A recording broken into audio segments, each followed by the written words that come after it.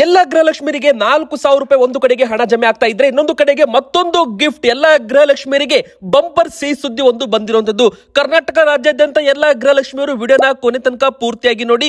ಎದಕ್ಕಂದ್ರೆ 4,000 ರೂಪಾಯಿ ಹಣ ನಿಮ್ಮ ಖಾತೆಗೆ ಬಂದಿಲ್ಲ ಅಂದ್ರೆ ಏನ್ ಮಾಡ್ಬೇಕು, ಮತ್ತೆ ಇಂಥವರಿಗೆ ಮಾತ್ರ ಹಣ ಬರುತ್ತೆ, ಇಂಥವರಿಗೆ ಇನ್ಮುಂದೆ ಹಣ ಬರೋದಿಲ್ಲ ಅಂತ ಹೇಳಲಾಗ್ತಾ ಇದೆ.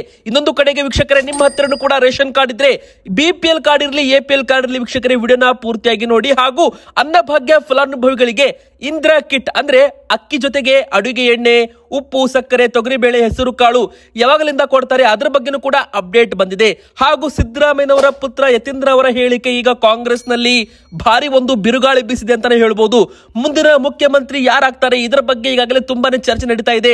ಇದರ ಬೆನ್ನಲ್ಲೇ ಮುಖ್ಯಮಂತ್ರಿ ಸಿದ್ದರಾಮಯ್ಯನವರು ಕೂಡ ಇದರ ಬಗ್ಗೆ ಒಂದು ಸ್ಪಷ್ಟನೆಯನ್ನ ಕೊಟ್ಟಿರುವಂತದ್ದು. ವೀಕ್ಷಕರೇ, ಕರ್ನಾಟಕ ರಾಜ್ಯದಿಂದ ಬಂದಿರೋ ಅಪ್ಡೇಟ್. ಅದೇ ತರ ಈ ಒಂದು ಸಂಧ್ಯಾ ಸುರಕ್ಷಾ ಯೋಜನೆ ಇದೆಯಲ್ಲ, ಇದರ ಪ್ರಕಾರ ನೀವು 1,200 ರೂಪಾಯಿವರೆಗೂ ಪಿಂಚಣಿಯನ್ನ ಪಡೆದುಕೊಳ್ಳಬಹುದು ವೀಕ್ಷಕರೇ. ಅದು ಕೂಡ ಯಾವ ತರ ಅಂತ ಇಲ್ಲಿ ನಾವು ನಿಮಗೆ ಮಾಹಿತಿ ಕೊಟ್ಟಿದ್ದೇವೆ. ಮತ್ತೆ ಈ ಒಂದು ಯೋಜನೆಯಲ್ಲಿ ಇದ್ದವರು ಕೂಡ, ಅಂದ್ರೆ ಪ್ರತಿ ತಿಂಗಳು ಪಿಂಚಣಿ ಪಡೆಯೋರು ಕೂಡ ವಿಡಿಯೋ ಪೂರ್ತಿಯಾಗಿ ನೋಡ್ಲೇಬೇಕು. ಇನ್ನೊಂದು ಕಡೆಗೆ ಉಚಿತ ಮನೆಗಳ ವಿತರಣೆ ಶುರುವಾಗ್ತಾ ಇದೆ. 49,000 ಮನೆಗಳನ್ನ ವಿತರಣೆ ಮಾಡಲು ಸರ್ಕಾರ ಮುಂದಾಗಿದೆ ವೀಕ್ಷಕರೇ.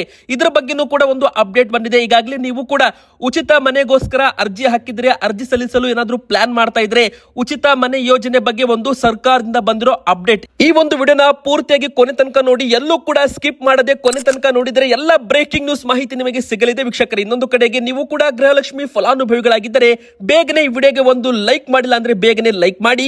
ಹಾಗೂ ಆಗಸ್ಟ್ ತಿಂಗಳವರೆಗೂ ನಿಮ್ಮ ಖಾತೆಗೆ ಗೃಹಲಕ್ಷ್ಮಿ ಹಣ ಬಂದು ಜಮೆ ಆಗಿದ್ದರೆ ಬೇಗನೆ ಎಸ್ ಅಂತ ಕಮೆಂಟ್ ಮಾಡಿ, ಇಲ್ಲ ಅಂದ್ರೆ ನೋ ಅಂತ ಕಮೆಂಟ್ ಮಾಡ್ತಾ ಎಷ್ಟು ಕಂತು ನಿಮಗೆ ಇನ್ನೂ ಕೂಡ ಬರೋದು ಬಾಕಿ ಇದೆ ಅದ್ರ ಬಗ್ಗೆ ಕಮೆಂಟ್ ಮಾಡಿ. ಹಾಗೆ ನಮ್ಮ ಚಾನೆಲ್ಗೆ ನೀವು ಇನ್ನೂ ಕೂಡ ಸಬ್ಸ್ಕ್ರೈಬ್ ಆಗಿಲ್ಲ ಅಂದ್ರೆ ಬೇಗನೆ ಕೆಳಗಡೆ ಕಾಣುವ ಸಬ್ಸ್ಕ್ರೈಬ್ ಬಟನ್ ಮೇಲೆ ಕ್ಲಿಕ್ ಮಾಡಿ. ಹೌದು, ಸದ್ಯಕ್ಕೆ ಬರ್ತಾ ಇರೋ ದೊಡ್ಡ ಬ್ರೇಕಿಂಗ್ ನ್ಯೂಸ್ ವೀಕ್ಷಕರೇ, 2,000 ರೂಪಾಯಿ ಆಗಸ್ಟ್ ತಿಂಗಳ ಕಂತು ಬಿಡುಗಡೆ ಆಗಿದ್ದು ಎಲ್ಲರ ಖಾತೆಗೂ ಕೂಡ ಜಮೆ ಆಗಿದೆ.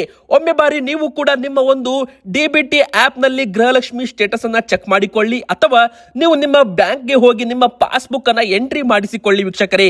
ಹೌದು, ಈಗಾಗಲೇ ಎಲ್ಲ ನಿಮ್ಗೆ ಗೊತ್ತಿರೋ ಹಾಗೆ ದೀಪಾವಳಿ ಹಬ್ಬದ ಹಣವನ್ನ ಬಿಡುಗಡೆ ಮಾಡಲಾಗಿತ್ತು. ಈಗ ಎಲ್ಲರ ಖಾತೆಗೂ ಕೂಡ ಆಗಸ್ಟ್ ತಿಂಗಳ ಕಂತಿನ ಹಣ ಜಮೆ ಮಾಡಲಾಗಿದೆ. ಈಗ ಸರ್ಕಾರದಿಂದ ಬಾಕಿ ಇರೋದು ಅಂದ್ರೆ ಸೆಪ್ಟೆಂಬರ್ ತಿಂಗಳದ್ದು ಮಾತ್ರ, ಹಾಗೆ ಅಕ್ಟೋಬರ್ ತಿಂಗಳದ್ದು ಮಾತ್ರ ಆಗಿರುತ್ತೆ ವೀಕ್ಷಕರೇ. ಇಲ್ಲಿ ಸೆಪ್ಟೆಂಬರ್ ಇನ್ನು ತುಂಬಾನೇ ಲೇಟ್ ಆಗಿ ಬರುತ್ತೆ, ಅಂದ್ರೆ ನವೆಂಬರ್ ತಿಂಗಳ ಕೊನೆ ವಾರದಲ್ಲಿ ಹಣ ರಿಲೀಸ್ ಆಗಲಿದೆ. ಅಂದ್ರೆ ವೀಕ್ಷಕರೇ, ಸದ್ಯಕ್ಕೆ ಬಂದಿರೋ ಮಾಹಿತಿ ಪ್ರಕಾರ ಜುಲೈ ಹಾಗೂ ಆಗಸ್ಟ್ ತಿಂಗಳ ಹಣವನ್ನ ಸಕ್ಸಸ್ಫುಲ್ ಆಗಿ ಎಲ್ಲರ ಅಕೌಂಟ್ಗೂ ಕೂಡ ಕ್ರೆಡಿಟ್ ಮಾಡಲಾಗಿದೆ. ಅಂದ್ರೆ ಎಲ್ಲರ ಅಕೌಂಟ್ಗೂ ಕೂಡ ಗೃಹಲಕ್ಷ್ಮಿ ಅಕೌಂಟ್ಗೆ ಜಮೆ ಮಾಡಲಾಗಿದೆ ಎಂಬುವ ಒಂದು ಗುಡ್ ನ್ಯೂಸ್ ಇಲ್ಲಿ ಬಂದಿರುವಂತದ್ದು ವೀಕ್ಷಕರೇ. ಇನ್ನೂ ಕೂಡ ನಿಮ್ಮ ಅಕೌಂಟ್ಗೆ ಹಣ ಬಂದಿಲ್ಲ ಅಂದ್ರೆ ವೀಕ್ಷಕರೇ, ನೀವು ಒಮ್ಮೆ ಬಾರಿ ಈ ರೇಷನ್ ಕಾರ್ಡ್ ಅಲ್ಲಿ ನಿಮ್ಮ ಹೆಸರು ಇದೆಯೋ ಇಲ್ವೋ ಅಂತ ಚೆಕ್ ಮಾಡಿಕೊಳ್ಳಿ. ಎದಕ್ಕಂದ್ರೆ ಯಾರದ್ದೆಲ್ಲ ಈ ರೇಷನ್ ಕಾರ್ಡ್ ನಲ್ಲಿ ಗೃಹಲಕ್ಷ್ಮಿ ಮುಖ್ಯಸ್ಥರ ಹೆಸರು ಇರೋದಿಲ್ಲ ನೋಡಿ, ಅವರಿಗೆ ಹಣ ಬರೋದಿಲ್ಲ ಅಂತೆ. ಅಂದ್ರೆ ವೀಕ್ಷಕರೇ, ಇದರ ಅರ್ಥ ನೀವು ನಿಮ್ಮ ಒಂದು ರೇಷನ್ ಕಾರ್ಡ್ ನಲ್ಲಿ ಯಜಮಾನಿಯ ಒಂದು ಸ್ಥಾನವನ್ನ ಪಡೆದುಕೊಂಡಿರಬೇಕು. ನಿಮ್ಮ ಒಂದು BPL ಕಾರ್ಡ್ ಇರಲಿ APL ಕಾರ್ಡ್ ಇರಲಿ ಯಜಮಾನಿಯರು ಆಗಿದ್ರೆ ಅಂತವರಿಗೆ ಮಾತ್ರ ಈ ಒಂದು 2,000 ರೂಪಾಯಿ ಗೃಹಲಕ್ಷ್ಮಿ ಹಣ ಬರ್ತಾ ಇದೆ.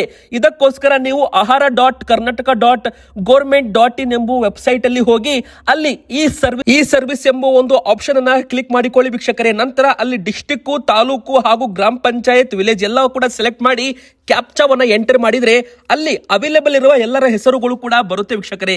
ಅಲ್ಲಿ ಬರುವ ಹೆಸರುಗಳು ನಿಮ್ಮ ಹೆಸರು ಇದ್ದಲ್ಲಿ ಅಂದ್ರೆ ನಿಮ್ಮ ರೇಷನ್ ಕಾರ್ಡ್ ಕೂಡ ಇಲ್ಲಿ ಆಕ್ಟಿವ್ ಇದೆ, ಮತ್ತೆ ನೀವು ಯಜಮಾನಿಯ ಒಂದು ರೇಷನ್ ಕಾರ್ಡ್ ಅಲ್ಲಿ ಇದ್ದೀರಾ ಅಂತ ಇಲ್ಲಿ ತಿಳಿಯುತ್ತೆ ವೀಕ್ಷಕರೇ. ಅಂತವರಿಗೆ ಗೃಹಲಕ್ಷ್ಮಿ ಹಣ ಬರ್ತಾ ಇದೆ.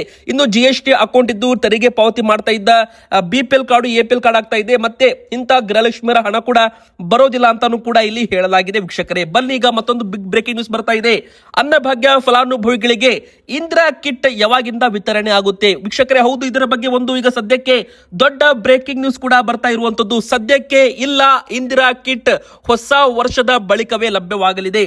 2 ತಿಂಗಳಿಗೆ ಬೇಕಾಗುವ ಅಕ್ಕಿ ಖರೀದಿ ಪೂರ್ಣ ಮಾಡಲಾಗಿದೆ ವೀಕ್ಷಕರೇ. ಅಂದ್ರೆ ರಾಜ್ಯ ಸರ್ಕಾರದ ಮಹತ್ವಾಕಾಂಕ್ಷಿ ಅನ್ನಭಾಗ್ಯ ಯೋಜನೆಯಡಿ ಇಂದಿರಾ ಆಹಾರ ಕಿಟ್ ನೀಡುವ ಘೋಷಣೆ ರಾಜ್ಯ ಸರ್ಕಾರ ಮಾಡಿದ್ದರೂ ಸದ್ಯಕ್ಕೆ ಫಲಾನುಭವಿಗಳಿಗೆ ಹೊಸ ವರ್ಷದ ನಂತರವೇ ಇಂದಿರಾ ಕಿಟ್ ತಲುಪಲಿದೆ.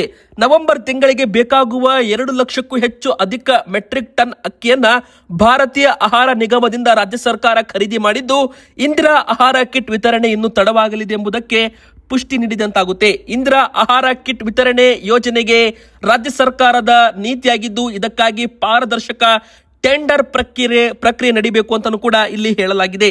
ಹೀಗಾಗಿ ಈ ಒಂದು ಆಹಾರ ಧಾನ್ಯದ ಗುಣಮಟ್ಟವನ್ನ ಕಾಯ್ದುಕೊಳ್ಳುವ ನಿಟ್ಟಿನಲ್ಲಿ ಅಗತ್ಯ ನಿಯಮಾವಳಿಗಳನ್ನು ರೂಪಿಸಿ ಟೆಂಡರ್ ಪ್ರಕ್ರಿಯೆಯನ್ನ ನಡೆಸಲಾಗುತ್ತೆ. ಕನಿಷ್ಠ 2 ತಿಂಗಳಿಗೆ ಬೇಕಾಗುವ ಕಿಟ್ಗಳ ಸಂಗ್ರಹ ಆಗಬೇಕು.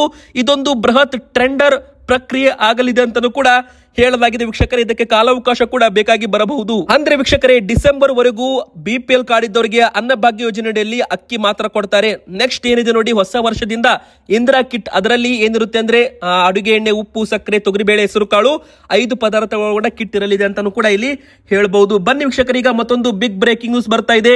ಈಗಾಗಲೇ ನಿಮಗೆಲ್ಲ ಗೊತ್ತಿರಬಹುದು, 1,200 ರೂಪಾಯಿವರೆಗೂ ಪೆನ್ಷನ್ ಸಂಧ್ಯಾ ಸುರಕ್ಷಾ ಯೋಜನೆಯಲ್ಲಿ ಸಿಗ್ತಾ ಇದೆ. ಹೌದು, ಹಿರಿಯ ನಾಗರಿಕರಿಗೆ ತಿಂಗಳಿಗೆ 1,200 ರೂಪಾಯಿವರೆಗೂ ಸಂಧ್ಯಾ ಸುರಕ್ಷಾ ಯೋಜನೆಯಲ್ಲಿ ಪಿಂಚಣಿಯನ್ನ ಕೊಡ್ತಾ ಇದ್ದಾರೆ ವೀಕ್ಷಕರೇ. 65 ವರ್ಷ ಮೇಲ್ಪಟ್ಟ ಹಿರಿಯ ನಾಗರಿಕರು ಸರ್ಕಾರದಿಂದ ಬರುವ ಪ್ರತಿ ತಿಂಗಳು 1,200 ರೂಪಾಯಿ ಪಿಂಚಣಿಯನ್ನ ಪಡ್ಕೋಬಹುದು. ಈ ಹಿಂದೆ ಇದರ ಮೊತ್ತ 600 ರೂಪಾಯಿ ಇತ್ತು, ನಂತರ 1,000 ರೂಪಾಯಿ ಮಾಡಲಾಗಿತ್ತು. ಈಗ ಅದನ್ನ 1,200 ರೂಪಾಯಿಗೆ ಹೆಚ್ಚಳ ಮಾಡಲಾಗಿದೆ. ವಯಸ್ಸು 65 ವರ್ಷಕ್ಕಿಂತ ಹೆಚ್ಚಿರಬೇಕು. ಅಂದ್ರೆ 65 ವರ್ಷಕ್ಕಿಂತ ಮೇಲ್ಪಟ್ಟವರು ಈ ಒಂದು ಯೋಜನೆಯಲ್ಲಿ ಹೆಸರನ್ನು ನೋಂದಾಯಿಸಿಕೊಳ್ಳಬಹುದು. ವೀಕ್ಷಕರೇ, ವಾರ್ಷಿಕ ಕುಟುಂಬ ಆದಾಯ ಸರ್ಕಾರ ನಿಗದಿ ಮಾಡಿದ ಮಿತಿಯೊಳಗೆ ಇರಬೇಕು ಅಂತ ಹೇಳಲಾಗಿದ್ದು, ಬೇರೆ ಯಾವುದೇ ಸರ್ಕಾರದ ಪಿಂಚಣಿ ಪಡೆಯುತ್ತಿದ್ದರೆ ಈ ಯೋಜನೆಗೆ ಅರ್ಹರಾಗಿರೋದಿಲ್ಲ ಅಂತಾನೂ ಕೂಡ ಹೇಳಲಾಗಿದೆ ವೀಕ್ಷಕರೇ. ನಿಮ್ಮ ಮನೆಯ ಹಿರಿಯರು ಈ ಯೋಜನೆಗೆ ಅರ್ಹರಾಗಿದ್ದರೆ ನೀವು ತಕ್ಷಣವೇ ಅರ್ಜಿ ಹಾಕಿ ಸರ್ಕಾರದಿಂದ ದೊರೆಯುವ ಈ ಒಂದು ಸಹಾಯವನ್ನ ಪಡೆದುಕೊಳ್ಳಬಹುದು ವೀಕ್ಷಕರೇ. ನೀವು ಕರ್ನಾಟಕ ಒನ್ ಅಥವಾ ಸೇವಾ ಸಿಂಧು ಪೋರ್ಟಲ್ ಅಲ್ಲಿ ಹೋಗಿ ಇದರ ಬಗ್ಗೆ ಹೆಚ್ಚು ಒಂದು ಇನ್ಫಾರ್ಮೇಶನ್ ಕೂಡ ಪಡ್ಕೋಬಹುದು, ಅರ್ಜಿ ಕೂಡ ನೀವು ಹಾಕಬಹುದು. ಸಂಧ್ಯಾ ಸುರಕ್ಷಾ ಯೋಜನೆಯ ಹೆಸರು ಇದಾಗಿರುತ್ತೆ. ಹೀಗಾಗಿ ಒಂದು ಯೋಜನೆ ತುಂಬಾ ಜನರಿಗೆ ಗೊತ್ತಿಲ್ಲ. ವಯಸ್ಸಾದವರು ಸರ್ಕಾರದಿಂದ ಪಡೆದುಕೊಳ್ಳಬಹುದು ಈ ಒಂದು 1,200 ರೂಪಾಯಿ. ಆದ್ರೆ ಈ ಕೆಲವೊಬ್ಬರು ಈ ಒಂದು ಸಂಧ್ಯಾ ಸುರಕ್ಷಾ ಯೋಜನೆಯನ್ನ ಮಿಸ್ಯೂಸ್ ಮಾಡ್ಕೊಂತ ಇದ್ದಾರೆ. ಅಂದ್ರೆ 35 ವರ್ಷದವರು ಕೂಡ ಸುಳ್ಳು ದಾಖಲೆ ಕೊಟ್ಟು ತಾವು 65 ವರ್ಷ ಮೇಲ್ಪಟ್ಟವರು ಅಂತ ಸುಳ್ಳು ನಕಲಿ ಒಂದು ಕಾರ್ಡ್ ಅನ್ನ ಮಾಡಿಸಿ ಈ ಒಂದು ಯೋಜನೆ ಲಾಭ ಕೂಡ ಪಡಿತಾ ಇದ್ದಾರೆ ಅಂತ ಒಂದು ಸುದ್ದಿ ಕೂಡ ವೈರಲ್ ಆಗಿದೆ. ಇದರ ಬಗ್ಗೆ ಸರ್ಕಾರ ಏನು ಕ್ರಮ ತೆಗೆದುಕೊಳ್ಳುತ್ತೆ ಅದನ್ನು ಕೂಡ ನಾವು ಕಾದು ನೋಡಬೇಕಾಗಿ ಬರಬಹುದು ವೀಕ್ಷಕರೇ. ಹೌದು, ಈಗಾಗಲೇ ಯಾದಗಿರಿ ಜಿಲ್ಲೆಯಲ್ಲಿ ಅನರ್ಹ ಫಲಾನುಭವಿಗಳು ಸಂಧ್ಯಾ ಸುರಕ್ಷಾ ಯೋಜನೆಯಲ್ಲಿ ಈ ಒಂದು ಯೋಜನೆಯಲ್ಲಿ ಹಿರಿಯ ನಾಗರಿಕರಿಗೆ ಪೆನ್ಷನ್ ಸಿಗುತ್ತೆ. ಆದ್ರೆ ಇಲ್ಲಿ ಕೆಲವೊಬ್ಬರು ನಕಲಿ ದಾಖಲೆಗಳನ್ನು ಸೃಷ್ಟಿ ಮಾಡಿ ಈ ಒಂದು ಯೋಜನೆ ಲಾಭ ಕೂಡ ಪಡಿತಾ ಇದ್ದಾರೆ ಎಂಬುವ ಮಾಹಿತಿ ಸಿಕ್ಕಿದೆ. ಬನ್ನಿ, ಈಗ ಮತ್ತೊಂದು ಬಿಗ್ ಬ್ರೇಕಿಂಗ್ ನ್ಯೂಸ್ ಬರ್ತಾ ಇದೆ. 49,000 ಮನೆಗಳನ್ನ ಈಗಾಗಲೇ ಒಂದು ವಿತರಣೆ ಮಾಡುವ ಗುರಿ ಇದೆ ನವೆಂಬರ್ ತಿಂಗಳಲ್ಲಿ ಅಂತ ಈಗಾಗಲೇ ಜಮೀರ್ ಅಹಮದ್ ಅವರು ವಸತಿ ಸಚಿವರು ಈ ಒಂದು ಮಾಹಿತಿಯನ್ನ ಕೊಟ್ಟಿರುವಂತದ್ದು ವೀಕ್ಷಕರೇ. ಈಗಾಗಲೇ ರಾಜೀವ್ ಗಾಂಧಿ ವಸತಿ ಯೋಜನೆಯಲ್ಲಿ ಹೆಸರು ನೋಂದಾಯಿಸಿಕೊಂಡವರಿಗೆ ಒಂದು ಬಂಪರ್ ಸಿಹಿ ಸುದ್ದಿ ಅಂತಾನೆ ಹೇಳಬಹುದು. ಯಾರೆಲ್ಲ ಇಷ್ಟು ದಿನ ಅರ್ಜಿ ಹಾಕಿ ಮನೆಗೋಸ್ಕರ ಕಾಯ್ತಾ ಇದ್ರು ನೋಡಿ, ಅಂತವರಿಗೆ ಈ ಒಂದು ಯೋಜನೆ ಈಗ ವರದಾನವಾಗಲಿದೆ ಅಂತಾನೆ ಹೇಳಬಹುದು. ಯಾಕಂದ್ರೆ ಈಗಾಗಲೇ ಇದರ ಬಗ್ಗೆ ಒಂದು ಅಪ್ಡೇಟ್ ಸಿಕ್ಕಿದೆ. 49,000 ಮನೆಗಳ ಒಂದು ಪ್ರಗತಿ ಏನಿತ್ತು ನೋಡಿ, ಕಾರ್ಯ ಅದು ಈಗ ಪೂರ್ಣವಾಗಿದೆ ಅಂತಾನೂ ಕೂಡ ಮಾಹಿತಿ ಸಿಕ್ಕಿದೆ. ಒಟ್ಟು 2 ಲಕ್ಷ ಮನೆಗಳನ್ನ ನಿರ್ಮಾಣ ಮಾಡಲಾಗ್ತಾ ಇದೆ ಸರ್ಕಾರದಿಂದ. ಅದರಲ್ಲಿ ಕೊಳಗೇರಿ ನಿವಾಸಿಗಳಾಗಿರ್ಬೋದು, ಅದೇ ತರ ಇಲ್ಲಿ ರಾಜೀವ್ ಗಾಂಧಿ ವಸತಿ ಯೋಜನೆಯಲ್ಲೂ ಕೂಡ ಈ ಒಂದು ಮನೆಗಳನ್ನ ನಿರ್ಮಾಣ ಮಾಡಲಾಗ್ತಾ ಇತ್ತು. ನಿರ್ಮಾಣ ಪ್ರಕ್ರಿಯೆ ಇನ್ನೂ ಕೂಡ ಚಾಲ್ತಿಯಲ್ಲಿದೆ. ಅದರಲ್ಲಿ 49,000 ಮನೆಗಳು ಸದ್ಯಕ್ಕೆ ಪೂರ್ಣವಾಗಿವೆ. ಈ ಒಂದು ಮನೆಗಳನ್ನ ಈಗ ಫಲಾನುಭವಿಗಳಿಗೆ ಹಸ್ತಾಂತರ ಮಾಡಬೇಕು, ಅಂದ್ರೆ ಅದನ್ನ ವಿತರಣೆ ಮಾಡಬೇಕು. ಹೀಗಾಗಿ ನವೆಂಬರ್ ತಿಂಗಳಲ್ಲಿ ಈ ಒಂದು 49,000 ಸರ್ಕಾರದ ಮನೆಗಳನ್ನ ಈಗ ವಿತರಣೆ ಮಾಡುವ ಗುರಿ ಇದೆ ಅಂತ ಈಗಾಗಲೇ ವಸತಿ ಸಚಿವರಾದಂತವರು ಜಮೀರ್ ಅಹಮದ್ ಅವರು ಇದರ ಬಗ್ಗೆ ಒಂದು ಅಪ್ಡೇಟ್ ಅನ್ನ ಕೊಟ್ಟಿದ್ದಾರೆ. ಯಾರೆಲ್ಲ ಈ ಒಂದು ಯೋಜನೆಗೆ ಅರ್ಜಿ ಹಾಕಿ ತುಂಬಾ ತಿಂಗಳುಗಳಿಂದ ಕಾಯ್ತಾ ಇದ್ರು ನೋಡಿ, ಅವರಿಗೆ ಇದು ಒಂದು ಸಿಹಿ ಸುದ್ದಿ ಅಂತಾನೆ ಹೇಳಬಹುದು ವೀಕ್ಷಕರೇ. ಇದರ ಬಗ್ಗೆ ನಿಮಗೆ ಹೆಚ್ಚು ಅಪ್ಡೇಟ್ ಬೇಕಂದ್ರೆ ಕಮೆಂಟ್ ಅಲ್ಲಿ ವಸತಿ ಯೋಜನೆ ಅಂತ ನೀವು ಕಮೆಂಟ್ ಮಾಡಿದರೆ ಇದರ ಬಗ್ಗೆ ಹೆಚ್ಚು ಅಪ್ಡೇಟ್ ನಾವು ನಿಮಗೆ ಕೊಡಲಿದ್ದೇವೆ ವೀಕ್ಷಕರೇ. ಬನ್ನಿ, ಈಗ ಮತ್ತೊಂದು ಬಿಗ್ ಅಪ್ಡೇಟ್ ಕೂಡ ಬರ್ತಾ ಇದೆ. ವಿಧಾನ ಪರಿಷತ್ ಸದಸ್ಯ ಡಾಕ್ಟರ್ ಯತೀಂದ್ರ ಸಿದ್ದರಾಮಯ್ಯ ಅವರು ಇಂಥವರೇ ಮುಂದಿನ ಮುಖ್ಯಮಂತ್ರಿ ಆಗ್ಬೇಕು ಅಂತ ಹೇಳಿಲ್ಲ, ಸೈದ್ಧಾಂತಿಕವಾಗಿ ಮಾತ್ರ ಮಾತನಾಡಿದ್ದಾರೆ ಎಂದು ಮುಖ್ಯಮಂತ್ರಿ ಸಿದ್ದರಾಮಯ್ಯನವರು ಸಮರ್ಥನೆ ಮಾಡಿಕೊಂಡಿದ್ದಾರೆ. ನಮ್ಮ ತಂದೆ ಸಿದ್ದರಾಮಯ್ಯ ಅವರು ರಾಜಕೀಯ ಸಂಧ್ಯಾ ಕಾಲದಲ್ಲಿದ್ದಾರೆ. ಅವರಂತೆ ಪ್ರಗತಿಪರ ಚಿಂತನೆ ಉಳ್ಳವರಿಗೆ ಸೈದ್ಧಾಂತಿಕವಾಗಿ ಮಾರ್ಗದರ್ಶನ ನೀಡಲು ಮುನ್ನಡೆಸಲು ಒಬ್ಬ ನಾಯಕನ ಅಗತ್ಯವಿದೆ. ಈ ಜವಾಬ್ದಾರಿ ತೆಗೆದುಕೊಳ್ಳಲು ಸತೀಶ್ ಜಾರಕಿಹೊಳಿ ಅವರು ಸಮರ್ಥರು ಎಂದು ಯತೀಂದ್ರ ಸಿದ್ದರಾಮಯ್ಯನವರು ಹೇಳಿಕೆಯನ್ನ ಕೊಟ್ಟಿದ್ದರು.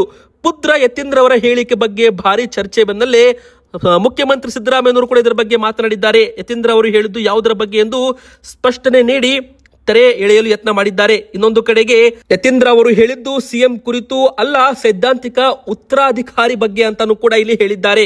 ಇನ್ನೊಂದು ಕಡೆಗೆ ಯಾರ ಹತ್ರ ಮಾತಾಡಬೇಕು ಅಲ್ಲೇ ಮಾತಾಡುತ್ತೀನಿ ಎಂದು ಡಿಸಿಎಂ ಅವರು ಕೂಡ ಒಂದು ನುಡಿಯನ್ನ ಹೇಳಿದ್ದಾರೆ. ನಾಯಕತ್ವ ವಿಚಾರವಾಗಿ ನೀಡಲಾಗುತ್ತಿರುವ ಹೇಳಿಕೆ ಕುರಿತು ಯಾರ ಬಳಿ ಮಾತನಾಡಬೇಕೋ ಅವರ ಬಳಿಯೇ ಮಾತನಾಡುತ್ತೇನೆ ಎಂದು ಉಪಮುಖ್ಯಮಂತ್ರಿ ಡಿಕೆ ಶಿವಕುಮಾರ್ ಅವರು ಮಾರ್ಮಿಕವಾಗಿ ತಿಳಿಸಿದ್ದಾರೆ. ವೀಕ್ಷಕರೇ, ಯತೀಂದ್ರ ಅವರ ಹೇಳಿಕೆಗೆ ನೇರ ಪ್ರತಿಕ್ರಿಯೆಗೆ ಡಿಕೆಶಿ ಅವರು ಹಿಂದೇಟು ಹಾಕಿದ್ದಾರೆ. ಪಕ್ಷದಲ್ಲಿ ಶಿಸ್ತಿಗೆ ಆದ್ಯತೆ, ಈ ಹೇಳಿಕೆಗಳ ಬಗ್ಗೆ ಮಾತನಾಡುವ ಕಡೆ ಮಾತನಾಡಿದ್ದೀನಿ ಎಂದು ಸ್ಪಷ್ಟನೆಯನ್ನ ಕೊಟ್ಟಿದ್ದಾರೆ. ವೀಕ್ಷಕರೇ, ಇವತ್ತಿಗೆ ಇಷ್ಟ ಆಗಿತ್ತು. ಇದರ ಬಗ್ಗೆ ನಿಮ್ಮ ಅನಿಸಿಕೆ ಏನು ಎಂಬುದನ್ನ ನೀವು ಕಮೆಂಟ್ ಅಲ್ಲಿ ತಿಳಿಸಿ. ಹಾಗೆ ನೀವು ಇನ್ನೂ ಕೂಡ ವಿಡಿಯೋಗೆ ಲೈಕ್ ಮಾಡಿಲ್ಲ ಅಂದ್ರೆ ಬೇಗನೆ ನಮ್ಮ ಈ ಒಂದು ವಿಡಿಯೋಗೆ ಲೈಕ್ ಮಾಡಿ. ಹಾಗೆ ನಮ್ಮ ಚಾನಲ್ಗೆ ನೀವು ಕೂಡ ಸಬ್ಸ್ಕ್ರೈಬ್ ಆಗಿಲ್ಲ ಅಂದ್ರೆ ಬೇಗನೆ ಸಬ್ಸ್ಕ್ರೈಬ್ ಬಟನ್ ಮೇಲೆ ಕ್ಲಿಕ್ ಮಾಡಿ.